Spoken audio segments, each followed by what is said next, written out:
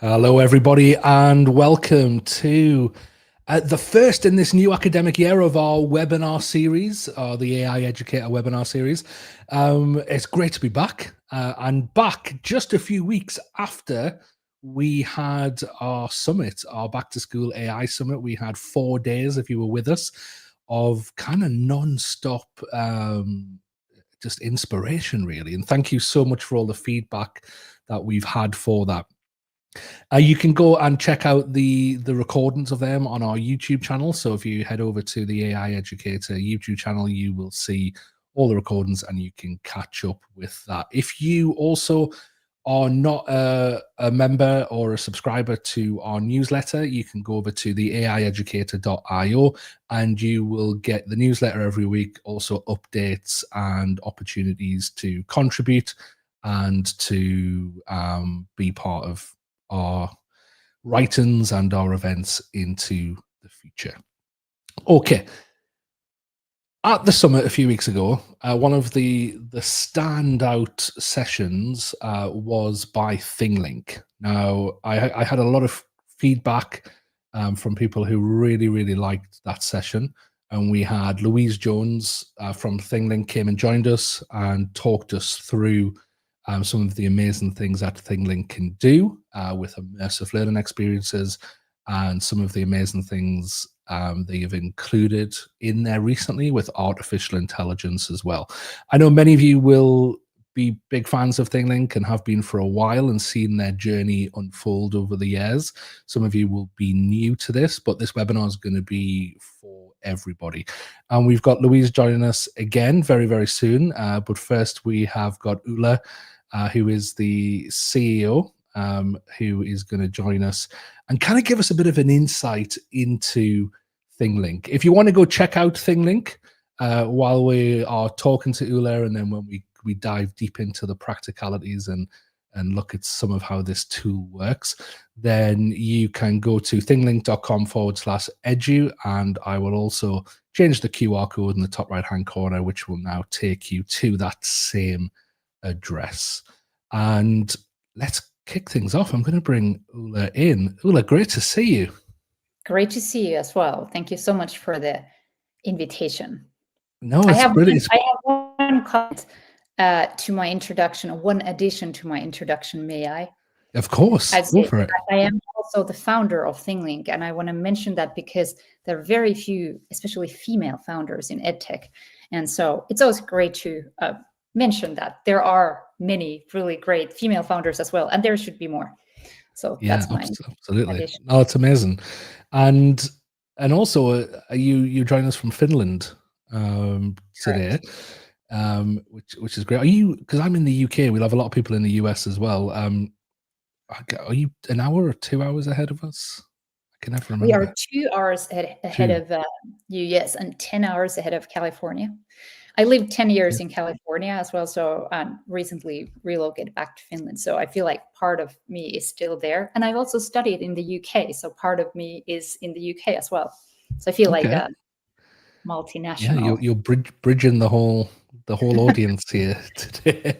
It's great to have you with us, because I think with these webinars, those people who've joined us for these webinars, and if you're on the call right now, if you're with us, please do in the chat say hello, tell us where you are from. It's always great to see that. We've got, and just have a look here, we've got Salma from Pakistan joining us. If you are listening, please do tell us where you're joining from. Ulla, I think it's great to, I always try in this section to have the founder or the CEO in this part, and to talk about kind of the vision, the mission, what's the tool all about. Because I think a lot of schools now, a lot of educational organizations, when they're using a tool, really care about like the backstory, really care about the vision and the why behind what you're doing. So it'd be great to start there, really. Where did ThingLink come from? What's the mission behind it? Yes, I think like one of the ideas, inspiring ideas for me, was when so ThingLink first of all started as an out of academic curiosity. I was doing my PhD program at the University of Helsinki Department of Education, and reading a lot of learning theories and being inspired by Vygotsky's work, for example, and the understanding that learning is always like inherently interactive. And at that time, because that was 2003 and 2005, long time ago, I remember thinking like, well, if learning is like inherently interactive, why is digital learning so passive and so boring and so like not natural at all? And that kind of like gave me initial inspiration to think about ways how digital learning also could be more natural, like happen in the context, and how you would be in the presence of the more knowledgeable other, somebody guiding you. And that would be the ideal digital learning experience. So I think like now over the years, like when we thought about like what's really our mission and what also differentiates us from some of the other tools, I feel like our mission is really to close the gap between digital learning and real life understanding, or like abstract knowledge and then real life, like experience. And we do this by making it easy to create these more immersive, interactive learning experiences that connect to real life contexts in various ways. Whether it's you can visit environments that are hard to access, or you give tools for students to, for example, add their story, their narration, their observations on top of their, let's say, like artwork or science projects. So it's really like there is always this attempt to connect the physical and the digital in a more meaningful way. Yeah, and it just makes sense, doesn't it? And I think as we move into a world that I think the technology that's developing is starting to kind of really disrupt education and start to make us think, right, how do we prepare our students better for this world? And maybe just theoretical knowledge in a classroom isn't enough. Maybe we do need to connect them more to real, genuine situations and help them problem solve in those situations, for example. And for me, ThingLink is kind of a natural fit there. The fact that, from what you were saying, you can bring the world into the digital realm and have a student connect with that and apply that theoretical knowledge. Absolutely. Yeah, I love it. I was working in colleges and a few years ago, and I was looking after kind of immersive spaces, and this was kind of our mission at the time. We wanted to we spent a lot of money actually on spaces that you walk into, and the kind of the whole room is an immersive space, and the floor and Yes. the ceiling and everything. And one of the things that we found was the most difficult thing for integration was Mm. the teachers being able to create them experiences themselves. And Right. we found that it was too technical, some of the software that was out there. And so there was a real mismatch between, right, teachers who know the pedagogy, know what needs to be Yes. created, but having to rely on someone who didn't know the pedagogy to create it for them. Yes. And what I love about ThingLink and why I've been a big fan of it from the start is that it makes that so much easier for the teacher to create Absolutely. these types of experiences. I don't, is that something that was kind of within the mission from the start, that you wanted this to be easily Absolutely. Like accessible? these, like the idea of democratization of the tools of production. I mean, that was kind of like the journey that started for many of us already in 2005. Like it was possible to publish texts to anybody, or write text and publish it to anybody. And then that was like the rise of blogging, and then later social media. Then came video production, YouTube, now TikTok. Then it's like the list goes on. Like anybody can create music, anybody can create videos, anybody can do make games. So anybody can now also create immersive learning experiences. So it's kind of like the same kind of wave of just like paradigm change. But if you think about it, like it's, as you said, like this idea that educators can create, for example, virtual tours. Even 15 years ago, it was like, whoa, that must be difficult, how to do it. And now today, everybody's already expecting that there must be tools somewhere where you can just write a prompt and it's all there. You can create anything with a prompt. So it's like our mindset is changing very quickly. And as we have, so we have been definitely like pioneers in promoting the idea that any physical environment or photos of the physical environment can become a learning experience. But 15 years ago, that sounded, even if that sounded logical, it sounded futuristic. And at that time, teachers were like, whoa, that's really advanced, must be expensive, takes a lot of time. And now 15 years ago, because we're still kind of like, basically we have the same story and same pitch, like, hey, you can convert any physical environment or, photos and videos into a learning experiences. Now it's like, yeah, that makes sense. And that's probably really easy. I could do that. So the mindset has changed definitely in 15 years. That's amazing. And it's great to have seen you guys kind of, you say like people's expectations are now like, right, I don't want to, like, I feel it every day. So I forget what I was using, but I was setting some app up recently and I was like, why am I typing into this thing? I just want to be able, like, why am I learning how to use it as well? like almost like I'm so entitled now because of generative AI that I'm like, I shouldn't even have to learn how to use anything. I should just have to be able to use my natural language and go, right, Yes. do this for me. It's just becoming a part of who we are. And it's great to see ThingLink kind of starting to bring generative AI into that process. I suppose, how do you see what you're doing with the immersive experience, with the AI integrations over the next few years for those who are avid users or those who want to get into using ThingLink? Is the generative AI route something you're firmly on?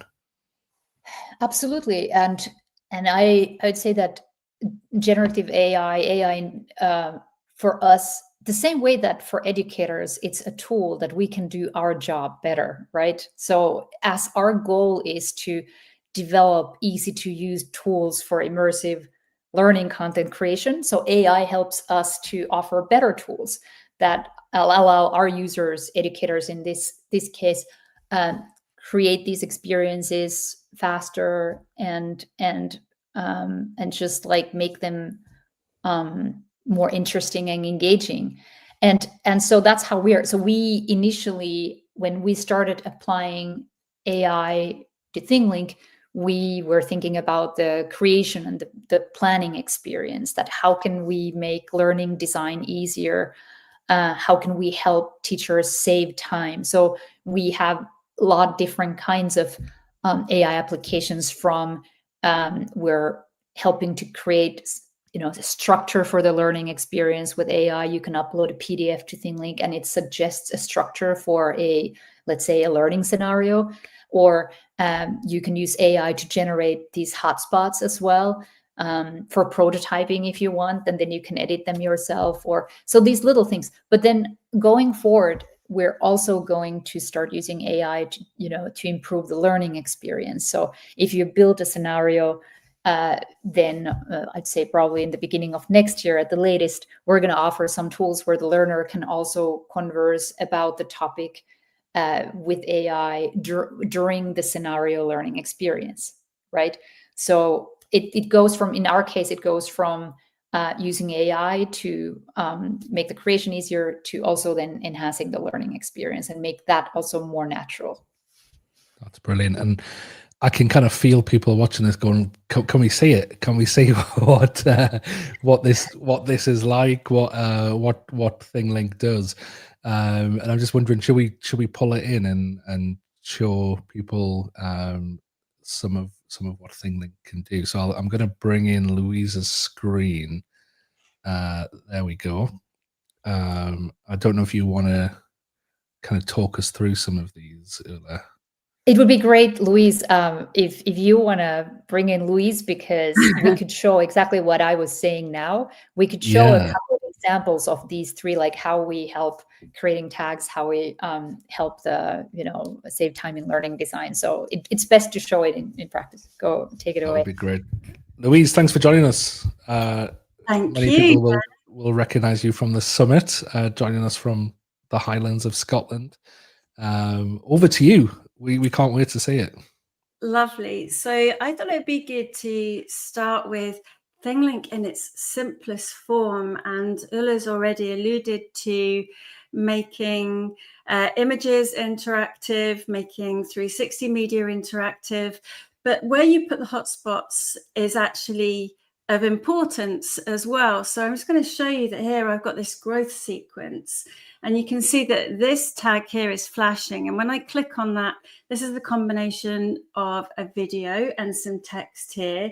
You can see that I've got Immersive Reader built into that. So those of you that know Immersive Reader, you'll know that that's got translation options and other legibility features. And now I'm being guided because the number 1 is flashing, which is the stage 1. So what we're actually showing here is the growth sequence in stages, and these are opening for me. I can't go ahead and click that one there because I've got to read this one first. So this is an image which has got these hotspots which allow me to have that guided experience.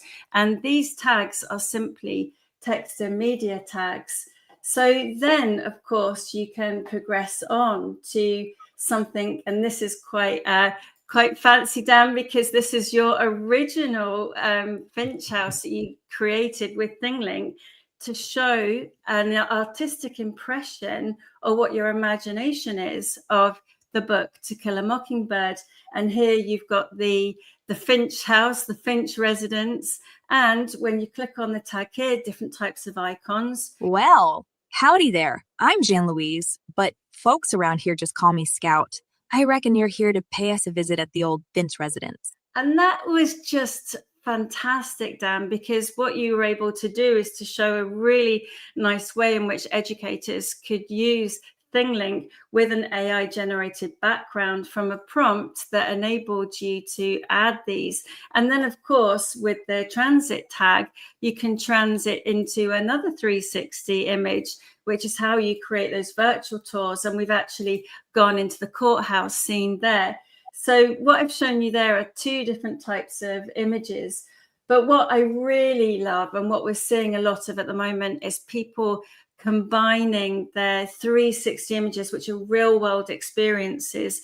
And this is a work experience type scenario of what it's like to go and work in the cafe. And here you've got the 360 of the cafe. We've built in a tool that if you don't have a 360 camera, you can still create that photosphere from a panoramic image from your phone. And here we've got the hotspot again that takes you into another ThingLink, which shows the workings of the coffee machine. So ThingLink essentially is a way of linking things together, putting in those hotspots, which you can custom, you can guide the learner throughout, and then you can link it all together. And importantly, you can then share it in a way that works for you as well. So you can even use your Google Classroom as a Google Classroom integration. So it would be an assignment or a task or material that you can add.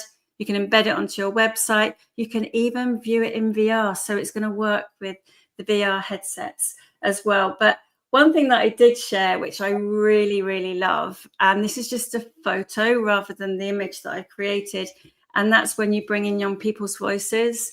And I created this with the work experience idea and the young person themselves. And what you've got here is a hot. Being a barista is one of those jobs people sometimes underestimate. They think it's just pushing buttons and pouring lattes, but honestly, it's so much more. One of the best parts is the rhythm of the day. There's something really satisfying with that first dial in. The moment your espresso shot hits that perfect flow, you feel like, yes, we're on, and then you're on. And that authenticity and young people having this to build these kinds of experiences themselves, as well as educators, really shows how we can give agency to young people to demonstrate what they've created as well. So I'm going to stop there because I hope that's given everyone a flavour. There's a lot more to come, but I just wanted to make sure that you got to see a few different examples there. I really love how on a basic level, it's tags on an image. Like a lot, like when people ask me what, like, or if I'm trying to explain ThingLink to people, I think that tends to be the first thing that comes out of my mouth, and I'm like, but that doesn't do it justice.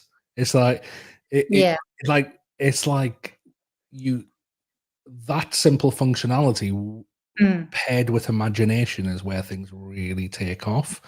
And like that 360 image, the ability to go into an image and then interact with elements of that image and travel through that image to a different scenario. Yes. Yeah.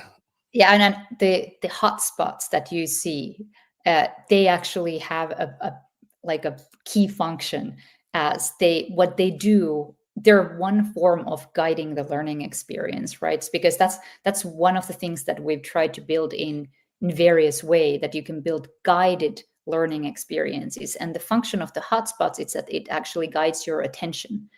If you think about, like, you're looking at a 360 image, without those hotspots, you don't really know what you're looking at. Same as in the real world environment.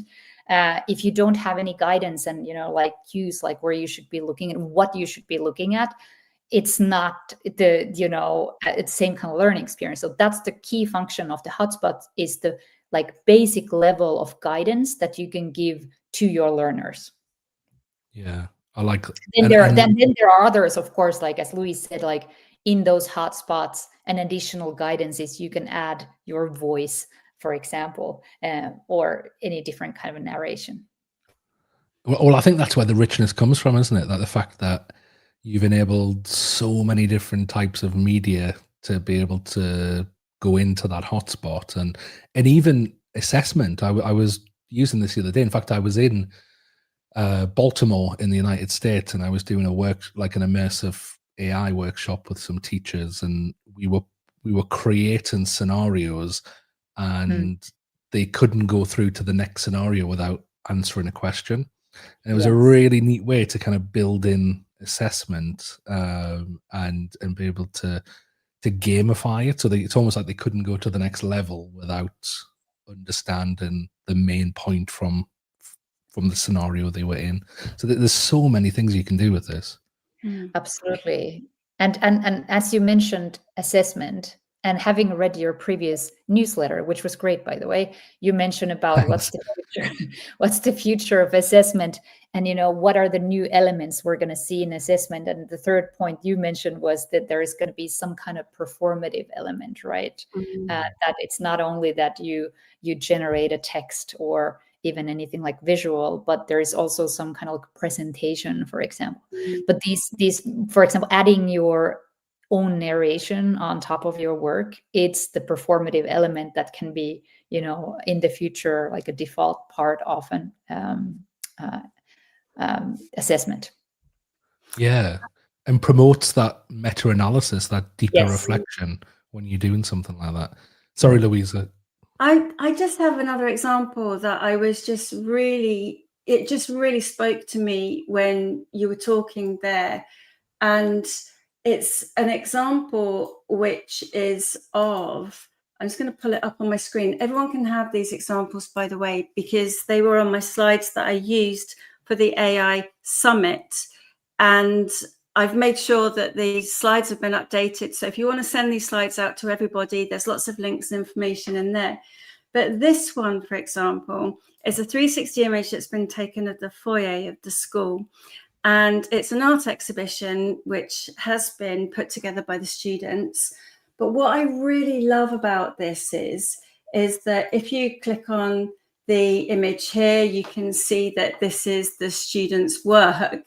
But what the students actually done as well is they've taken a 3D object and model of their artwork. Now, I know this looks a bit gory and we don't know the story behind this or what it's about, but imagine the ability for students to capture a 3D object that they're building at the time. And this object doesn't have hotspots on it. But imagine then being able to take that 3D picture of something you're building. Imagine, you've got a STEM class and they're building a spaghetti bridge out of marshmallows and spaghetti. We've all done that.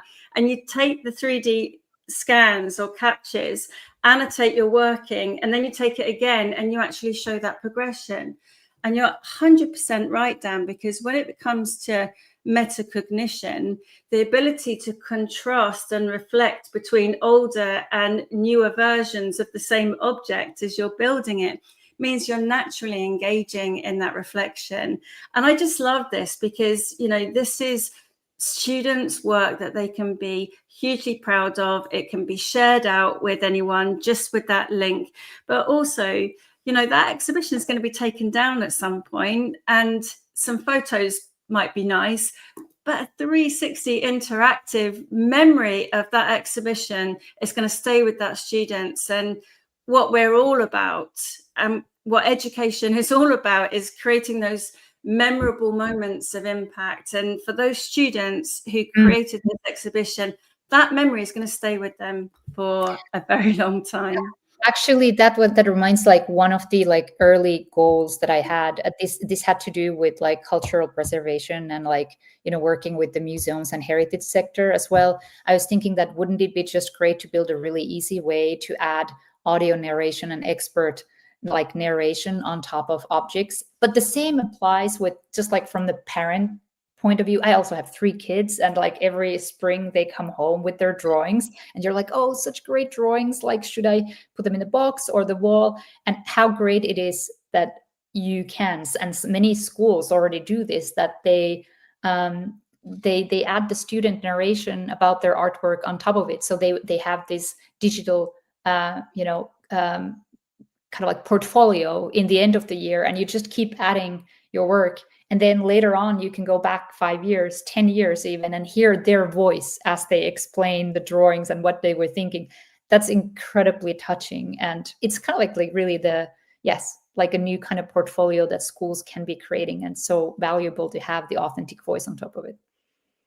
Yeah, absolutely. And I think the second point, you talked about the 3 points I made about assessment. The second one was that portfolio, that kind of process, the evidence of the process.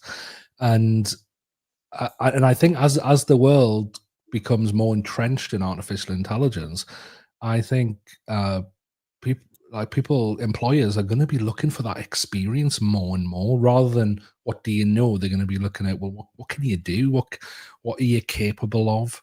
And what greater way to showcase that than, like you say, with that delving into a 360 experience, and actually then walking in the footsteps of what that person has done and experienced and can bring to your organization, for example. Absolutely. This kind of connects with what we were discussing previously, that there are so many AI powered tools on the market at the moment, and more coming. And it's almost overwhelming. But the basic assumption is that with a small prompt, you can basically create anything. Now, on one hand, also from the pedagogical perspective, this is good because it does give more opportunity to convert students from consumers to creators, right? That's what we're trying to give them more tools to create for creation. And so they can be storytellers and producers and problem solvers. And so there's definitely a pedagogical aspect to this.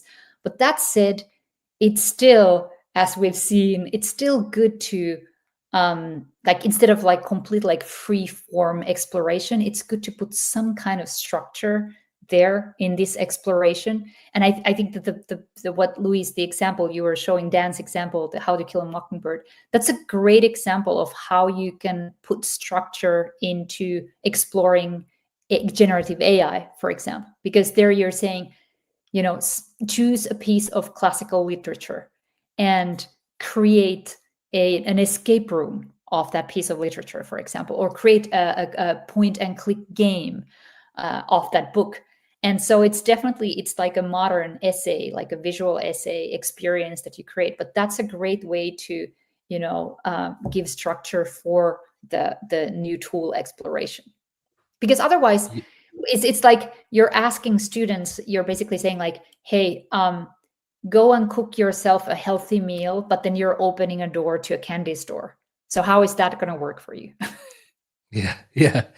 It's true, and it's I deal a lot with, like with tools like ChatGPT, where if you're sitting in front of a tool like ChatGPT or Gemini, whatever, you literally could learn and teach yourself to do pretty much anything. But there needs to be a lot of skill in order to be able to have the ability to do that.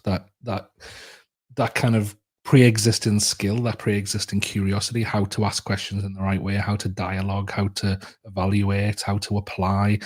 There's a lot that needs to be done there. And so actually giving our students guidance and building upon their learning through, whether it be different scenarios, is vital, is absolutely vital.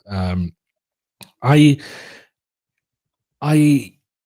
there's that question, isn't there? Because you and I think a lot of companies or a lot of tools and a lot of teachers who are bringing AI into the learning process at the moment, there's a big balance that needs to be kind of that we walk along, and that is between how do we show or how do we emphasize the human creativity and not let the AI take over the creative side?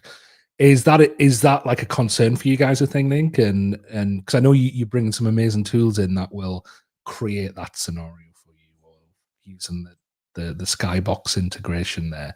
And how do you walk that line and keep that balance, I guess? I think like really I think that actually we could show some of examples, but as well about some of my favorite examples, what I've seen and that relate to this question are examples that combine somehow let's say, for example, art or crafts, or something that students create first by hand, and then they document it, for example, using tools like ThingLink, and then they add the kind of like their own narrative on top of it.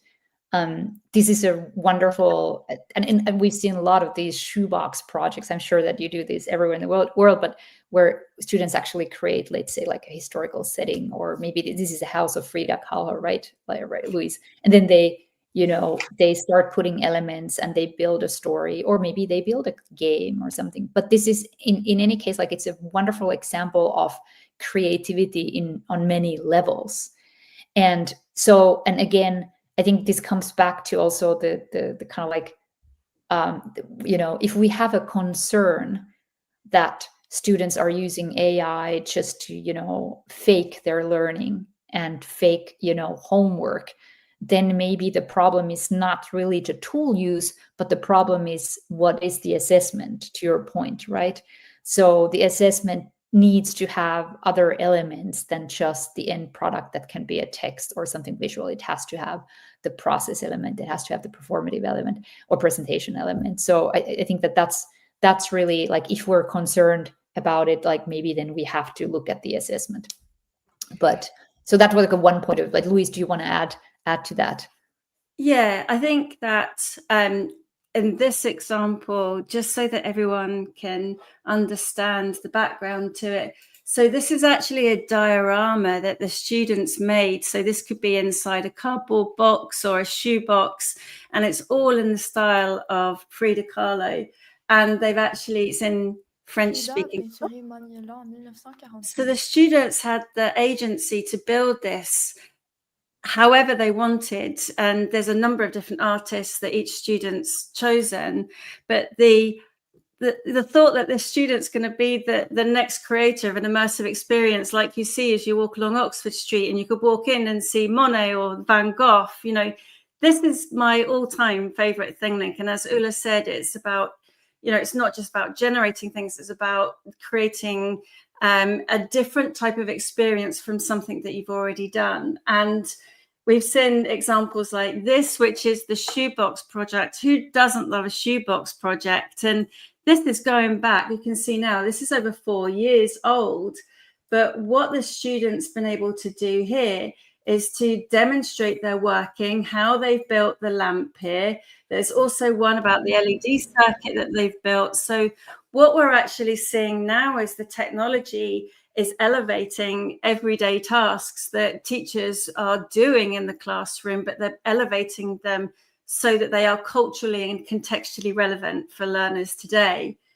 And then what we also saw, which was just fantastic, was the ability for students who have been, say, on a field trip.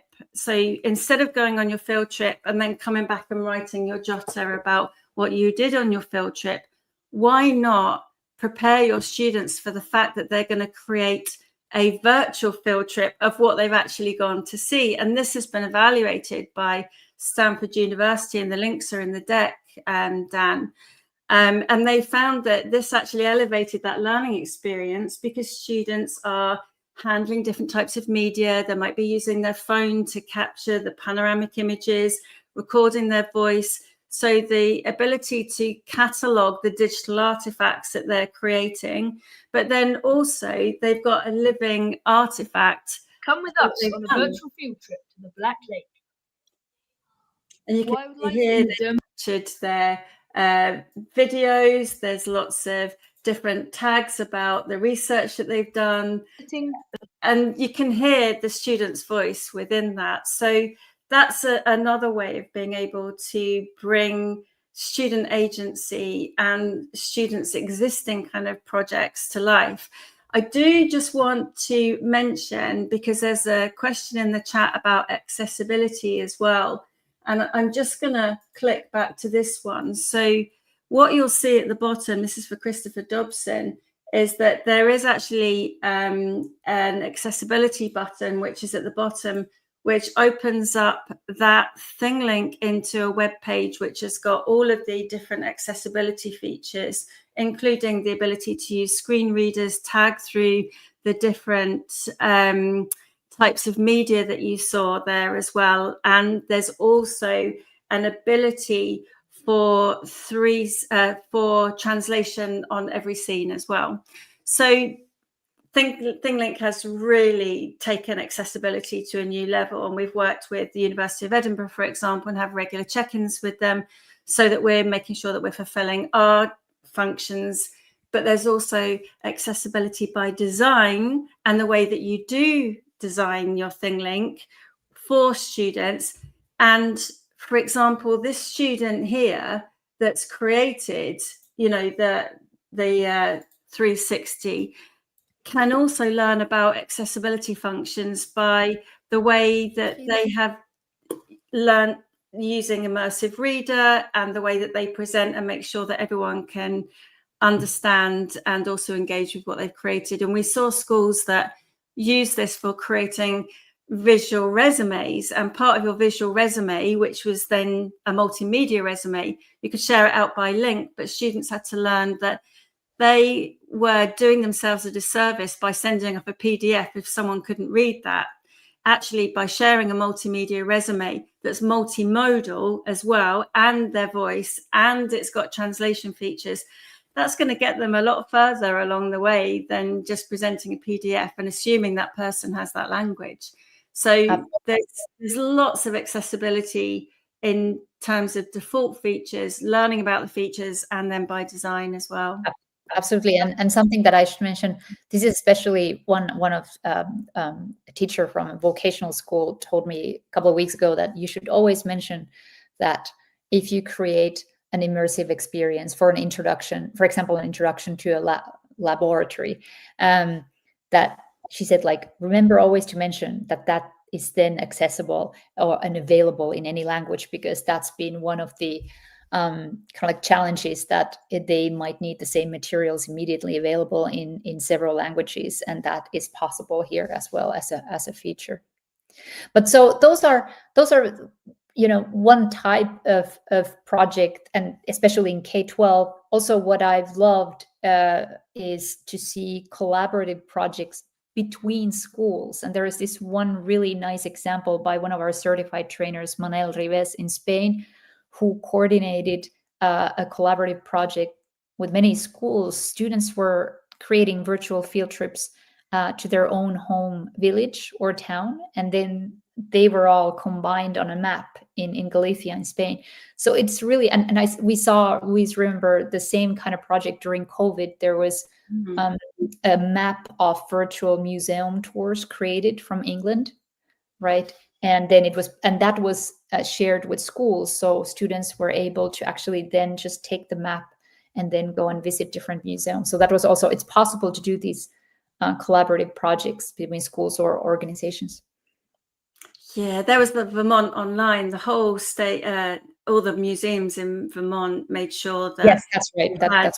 Yeah, they had, and there was another one in Romania that was very similar, where students actually were involved in creating the virtual tours for each of the museums, and then they were brought together, the Patofi project. So yeah, if you go onto our website and you go onto our blog, there's some fantastic case studies. We're not short on great examples and great case studies, and we would urge people to go and have a look at some of those case studies.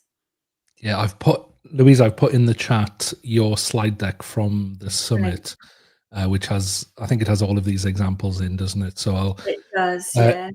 If you look back in the chat, in fact, let me just put it on screen for you. So if you put that in, because you can't put clickable links in the chat, so you might have to copy and paste that into your browser. You will get access to Louise's slide deck, which has all these examples in. Also, get your questions in as well. We've got about 15 minutes left, so if you've got any questions, and I've bookmarked a few questions that have been coming in, which we will get to. So if you've asked a question, we will get round to it. So if you've got any more questions, please do get them in. I guess as somebody who used to teach in a very traditional school, and secondary schools in England, still very traditional, follow a curriculum that is jam-packed full. Yeah, and you could argue that they've gotten more traditional over recent years as well. How do you see immersive learning becoming more mainstream, becoming kind of away from that kind of once a term experiential lesson, let's say, to something that moves closer to the heart of the curriculum in the coming years? Yes. Well, in K-12 especially, we see tools like ThingLink really being, the core essential tools for content creation, the same way that presentation tools are available for all students. And this is because, and we're seeing that at the latest after 7th grade, it is important to teach students the essential digital skills that they will be using, when they graduate. And that is going to be, the students will have to be able to create, at least on the basic level, like simple augmented reality experiences, simple virtual reality experiences. And so this way, the same way that they're creating PowerPoint presentation, and that might also, by the way, be for assessment purposes. So in K-12, it's digital skills related curriculum, kind of like elements there, and of course, then in vocational education, higher education, we're going to be seeing more contextual, more immersive experiences, just to improve the access to different kind of professional environments and exposing students to different kind of professional environments. So I think it comes very naturally there, and it's aligned with the goals that schools have every day, and aligned with solving, the problems that they have, which one of is that students get very limited exposure to different kind of professional environments. So it can be very helpful in that sense.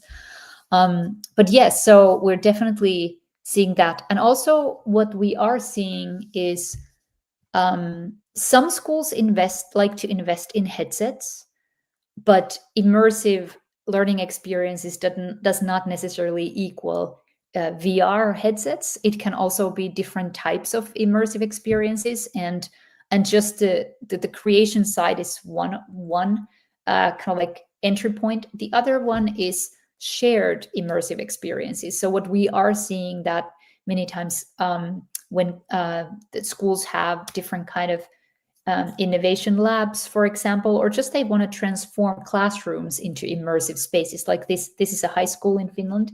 Thanks, Louise.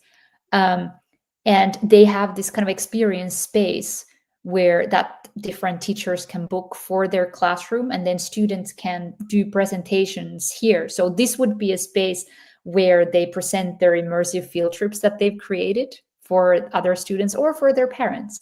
So there are different ways to bring the immersive learning, contextual learning in the classroom, not just headsets, but in these kind of spaces, and then also the ability to create these experiences. Sorry, long answer, but hope you the point.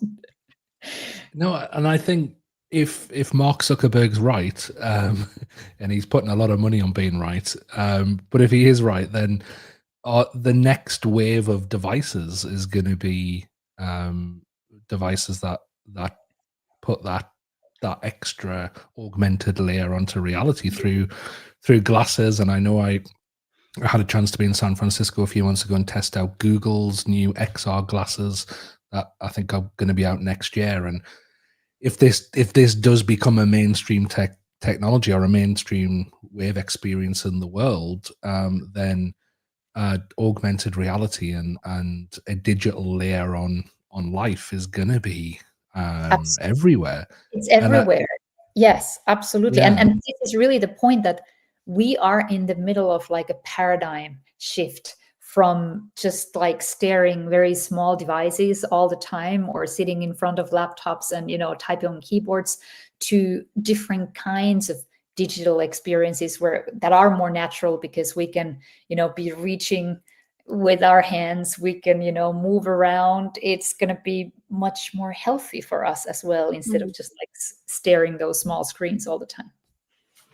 Yeah. Do you see ThingLink kind of becoming a layer on life as well? So like, I'm thinking like, are we going to be able to put hotspots in geographical locations eventually, and discover information about places in our physical spaces? Well, with ThingLink, you can put a digital layer on everything. So that's our slogan. So that Right. is that you just to practice the creative side, you can annotate your house and your home as well. But Louise, you had a point as well. Yeah, I just wanted to add in a little bit about skills as well, because you've talked a lot about kind of, how we're acquiring knowledge. And one thing that I just absolutely love, and I'm just going to pull up my screen on this tab, is to show you that, how I showed you that little image from the cafe. So there's two really nice products within ThingLink that you get when you get access to it. One is the multimedia editor that, where you can add your hotspots, you can generate images with AI. You've mentioned Skybox, that's a 360. We've got a 360 library of real 360 images and videos you can use. And there's also some AI ones there. You can use the Pano to 360. But what you can also do is create these branching scenarios, and they are a way for people to create a problem. What would you do in this situation? So all I'm doing here is I'm actually just linking my scenes together and adding in these branching blocks. And then I'm able to share this whole experience with my students. So I can click the share button and get the link for this. Now, the purpose of this, going back to what Ulla was saying about Vygotsky, is that I can actually give my students a real life scenario. It's real world, it's in context. I've actually used real images for this. So imagine this for work experience placements or learning about what to do in an emergency situation. These kinds of things you can't just pull up on, an AI tool. It's actually, what do I do in this moment, in this time? What happens if I answer this way? It's all that. We're scientists and we're trying out our own theories, but with this you can add in hotspots. I've got, you're going to work in the cafe in the morning. Here's my cafe. Here's the grumpy customer. You've got to click this in order to progress. And you know what's going to happen. that pesky machine's going to have a breakdown, and I've made this quite animated. It's got a lot of energy to it. And then what do you do? What do you do in that situation? And you'll know that when we work in kindergarten or nursery, it's fail and fix. You know, you're trying to kind of give this resilience to young people, but also the ability to test out the theories in a safe place. And this is available for students to develop and test out and share with other students, or educators can create these. And there's some AI to give you a bit of a lift in terms of creating the learning design, as Ulla mentioned. But yeah, I think this is just ingenious, being able to create those branching scenarios and then track your learners through that process as well. It just brings it all to life for me, for sure. Yeah, absolutely. And we had a question earlier, actually, from, I thought I'd saved it. Oh, yeah, from Katia. Katia said, do you have like a basic like PDF or video instruction guide for how to create something like this? So yeah, and we've got some courses that we have as well. So there's a ThingLink certified creator, ThingLink certified trainer, and soon to be launched a ThingLink certified XR expert. But when you go into your interface, there's lots of little support links here. When you're at the top here, you can even just have a go. You know, even with a teacher trial account, you'll get a few AI image generations, but you can actually have a go at just try it. You know, think of a famous scene from a book. It might be Macbeth or, you know, something, and you can generate, you know, from a prompt, and you can enhance your prompt as well. And that creates the most rich vocabulary as well. I think I've actually done one which is on the deck that you've got, Dan, that you've shared out, which was this one here, which was all about, you know, a scene from 1984, George Orwell's Big Brother. I don't consider myself to be very creative. You can just go in, use what I've just showed you, which is that prompt, have a go, and it's a great place to get started. And yeah, this brought these vocab in brutalist structures and things like this. So yeah, have a go. That's what I would say. Don't worry about starting. And actually a nice way to, there are a lot of really, really great lesson starters that our certified trainers are publishing, and we're publishing on our blog. So the ThingLink blog is actually a great source for inspiration, what you can do with your students. But as Louise said, you know, one of the easiest thing is when you log into ThingLink and you get access to the dashboard, just really write a prompt and create a scene and start adding annotations and information. The other thing is you can upload your own image and create an interactive introduction of yourself. This is what our team does. When we have a new person joining the team, they create an interactive introduction of themselves. 10 things you didn't know about me. That's a great starter for any, if you train other educators. That's a great project to start with. Fantastic. I've got a couple more questions here for you that have come in. If you create an assignment using ThingLink, do students have to pay for access also, or can they access it without having a paid account? So if you want to bring students to the ThingLink account, just so that you actually identify those students and, for example, save their kind of like their engagement, you need to have a school account. And Louise, you can maybe explain a little bit more about the options here. We have teacher account and school account, and what you can do. Sure. So what's really nice, I'm just going to go back into my ThingLink account, is that we do have a teacher license. There's a free trial within it as well. And this is an individual teacher, but what they can create, if they go into the media, they'll be able to create examples. And I'll just pull up one of my examples here from the barista training course, just because I've got it handy. The one that, actually, here's this one here, which is the interactive journey that you take on this particular course. You get the option to, you see here, you've got this privacy settings. So anyone with the link. So if you've just got a teacher account, you could share this publicly and students could access it. So for that reason, students don't log in.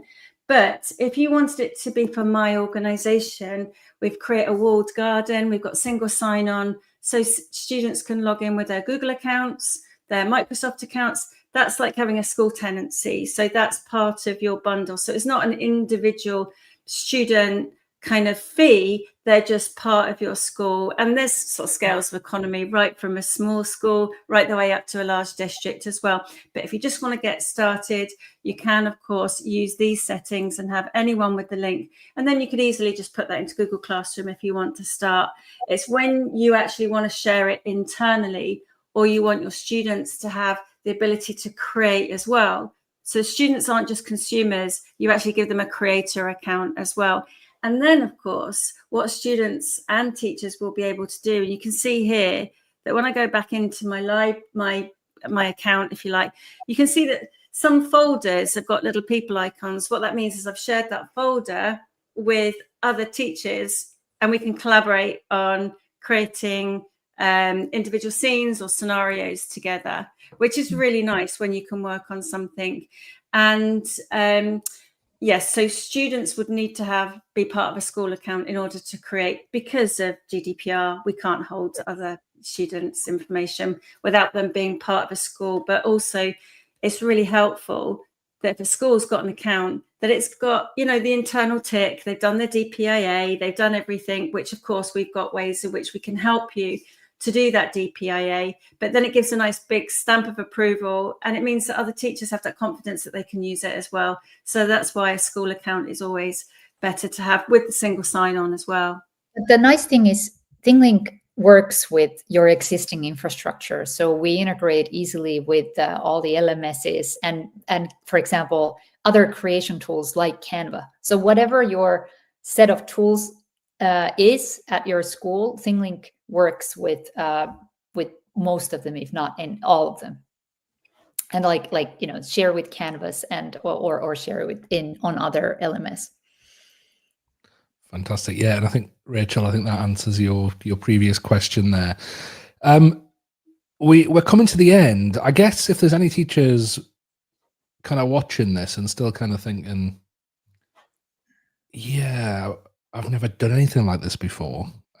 What advice would you give them to kind of to jump in and start experimenting with a tool like ThingLink? Do you want me to take that one? I think it would be really good to start with an image, and this is what I do when I'm going to get started. Now, of course, you can search for an image. There's an integration with Unsplash. So I usually, when I'm doing a bit of a demo, I usually try and pick something that's really local and culturally relevant. So I could pick Scottish castles for you or something like that. So you can search for an image, and there's 2 million images that you can choose from. But of course, you can upload an image you might already have. You can generate with AI. Why not generate an image, something that you know is going to be an artistic impression of a scene from a book, and then all you need to do is to generate that, and then it will open up and you can start adding hotspots and tags to it, and then you can share it. So take yourself on your own little journey, but we've got lots of help to get started. And we have our own webinars as well, and they might be just like an office hours webinar we hold actually in ThingLink. Or, of course, we have our webinars usually every fortnight where people can come along and learn more. And we've got great communities as well. And the links are all in that deck that you shared out with everyone. Amazing. Yeah. Yeah, do go check out ThingLink, thinglink.com/edu. And the deck as well, because I think the power of ThingLink is in the examples. And I think it's like one of those tools I love. You know what? I'm loving EdTech at the moment, because thanks to AI, thanks to tools like ThingLink, it's becoming more of a blank page where the user has to bring the imagination, has to bring their experience. And I think that's only a good thing. But there's a downside to that, in that, what if it's 8:30 in the morning, you haven't had your coffee and your imagination's not running yet? Then that's where these examples really come in, and having that community where we can inspire each other. So, and that deck there. So if you type that in bit.ly/ThingLink AI, you'll see lots of amazing, inspiring examples that will no doubt spur you on. Ulla, Louise, thank you so much for joining us and for sharing ThingLink with our audience. And I'm no doubt we'll see you again soon. And thank you so much for Ulla, for creating this tool and for giving this to the education community. And I don't think EdTech founders get enough credit. I think, like, for actually creating the tools for us to use as educators. I think sometimes we just don't do that enough. So thank you so much for doing that, and Louise for sharing your expertise as well here, and giving us those amazing examples. Yeah, we'll end there, but thank you so much, and I will see you both soon. Thank you. Thank you. Thanks from me. Take care. Take care. Bye.